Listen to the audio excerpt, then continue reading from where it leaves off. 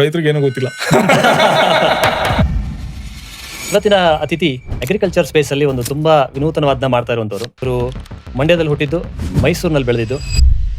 ಎಲ್ಲ ರೈತರು YouTube access ಮಾಡ್ತಾರೆ, ಗೂಗಲ್ ಪೇ ಮಾಡ್ತಾರೆ, ಸ್ಮಾರ್ಟ್ ಫೋನ್ ಆಕ್ಸೆಸಿಬಿಲಿಟಿ ಇದೆ, they are on Instagram, they make reels. Tractors ಅಂದಾಗ ಬರೀ ಡೀಸೆಲ್ ಟ್ರ್ಯಾಕ್ಟರ್ಸ್ ಇದೆ, ಆದ್ರೆ ಡೀಸೆಲ್ ಟ್ರ್ಯಾಕ್ಟರ್ಸ್ ಜಾಗದಲ್ಲಿ ಒಂದು ಎಲೆಕ್ಟ್ರಿಕ್ ಟ್ರ್ಯಾಕ್ಟರ್ ತರೋದ್ರ ಮೂಲಕ ಹೆಚ್ಚು ಕಡಿಮೆ ಡೀಸೆಲ್ ಖರ್ಚಿನ ಕಾಲು ಭಾಗ ಖರ್ಚಿನಲ್ಲಿ ರೈತರು ಇದನ್ನ ಬಳಸಿಕೊಂಡು ಕೃಷಿ ಕೆಲಸವನ್ನ ಮಾಡಬಹುದು ಅನ್ನೋದನ್ನ ಇವತ್ತು ಒಂದು ತಮ್ಮ ಉತ್ಪನ್ನದ ಮೂಲಕ ತೋರಿಸ್ತಾ ಇದ್ದಾರೆ. ಗ್ಲೋಬಲ್ ತಗೊಂಡ್ರೆ ಇನ್ 10 years ಅಲ್ಲಿ around $23 trillion will be agricultural consumption.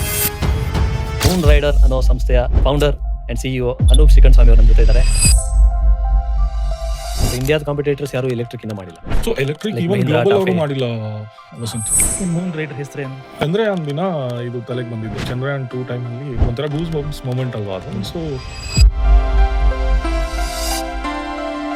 Maintenance cost ತುಂಬಾ ಆಗ್ತಿದೆ, ತುಂಬಾ ಕೆಟ್ಟೋಗಿ ನಿಲ್ತದೆ ರೋಡಲ್ಲಿ. ಇವಿ ವೆಹಿಕಲ್ ಬಗ್ಗೆ ಒಂದು ಕನ್ಸರ್ನ್ ತರ ಚಾನ್ಸೇ ಇಲ್ಲ.